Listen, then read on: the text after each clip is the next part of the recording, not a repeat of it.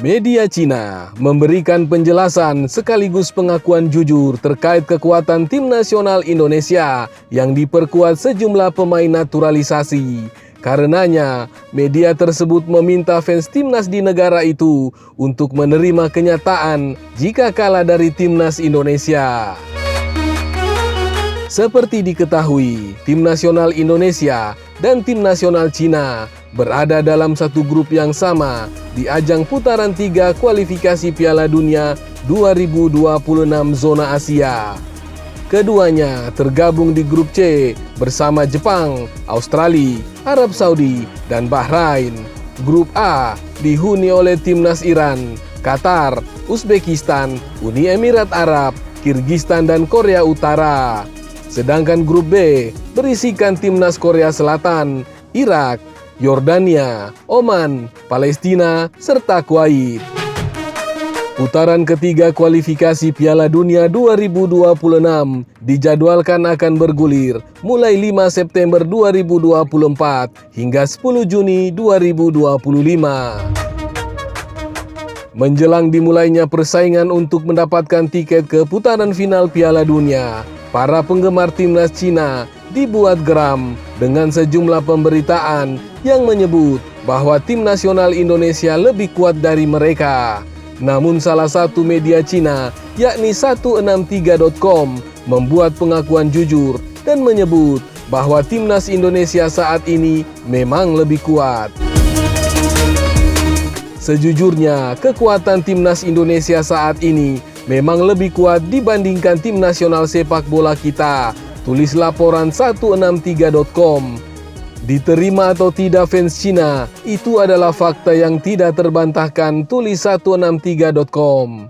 Menurut laporan tersebut, tim nasional Indonesia kemungkinan besar akan memenangi laga apabila timnas Cina tidak diperkuat 3 pemain naturalisasi andalan, yakni Jiang Gongtai, Alan, dan Fernando.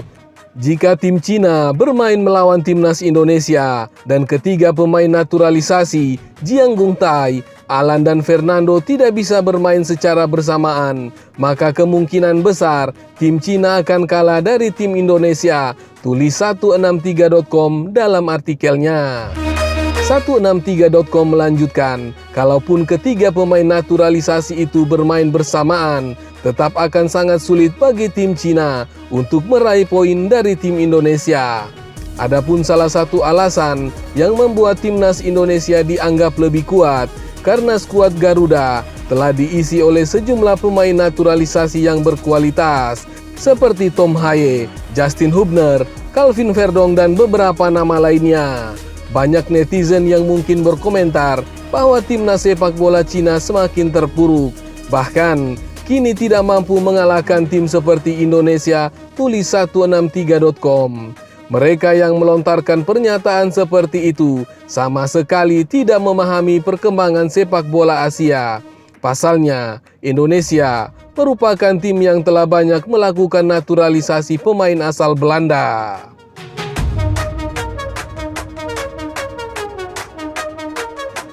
Dalam wawancara baru-baru ini, pelatih tim nasional Indonesia, Sintayong, berbicara soal targetnya di putaran ketiga kualifikasi Piala Dunia 2026. Juru taktik asal Korea Selatan itu berharap timnas Indonesia bisa finish di posisi 3 atau 4 klasmen akhir. Hasil ini dianggap lebih realistis dibanding jadi pemuncak atau runner-up grup C. Mendengar ucapan Sintayong tersebut, media Cina merasa bahwa target tim nasional mereka sama seperti target tim nasional Indonesia. Oleh sebab itu, pertarungan antara tim nasional Indonesia dan Cina akan menentukan nasib mereka untuk merebut tiket ke putaran final Piala Dunia. Dengan kekuatan yang ada saat ini, tujuan tim Cina sebenarnya sama dengan tim Indonesia, yaitu memperebutkan peringkat ketiga atau keempat grup ini, kemudian mengikuti putaran selanjutnya, tulis laporan 163.com. Tim Indonesia merupakan pesaing langsung tim Cina dalam mencapai tujuannya. Laga 2 babak antara Cina dan Indonesia akan sangat menentukan nasib akhir kedua tim. Timnas Indonesia dijadwalkan akan bertanding lebih dulu melawan Cina pada laga keempat grup C pada 15 Oktober 2024. Skuad Garuda kemudian akan menjamu Cina pada pertandingan ke-9 pada 5 Juni 2025. Sementara itu, pelatih Timnas Cina, Branko Ivankovic mengaku ingin menggunakan banyak pemain muda di dalam Timnas Cina untuk mengarungi putaran ketiga kualifikasi Piala Dunia 2026. Dia juga menegaskan bahwa kondisi timnya kini sangat baik dan penuh semangat untuk menghadapi putaran ketiga nanti. Untuk babak selanjutnya, saya akan terus menggunakan kembali pemain-pemain muda yang berkualitas. Dan kami tidak hanya harus mempersiapkan Piala Dunia 2026, tetapi juga Piala Asia 2027, ujar Ivankovic. Diketahui kondisi timnas Cina saat ini sedang rapuh, di mana di dalam statistik 6 pertandingan terakhir, mereka hanya mampu meraih 1 kali kemenangan, 1 kali hasil imbang, dan 4 kali menelan kekalahan. Selain itu, dalam 6 pertandingan terakhir, tim asuhan Branko Ivankovic itu hanya mampu mencetak 5 gol dan kebobolan 8 gol. Hal ini tentu saja menguntungkan tim nasional Indonesia yang sedang on fire, apalagi jika ditambah dengan kedatangan pemain-pemain naturalisasi anyar yang saat ini tengah diupayakan PSSI.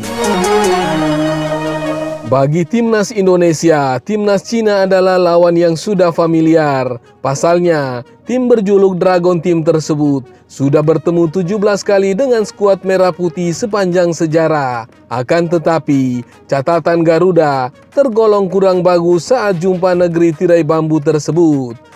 Pertemuan terakhir terjadi pada kualifikasi Piala Asia 2015 pada 5 November 2013. Kala itu, Cina sukses mengantongi kemenangan 1-0 atas timnas Indonesia.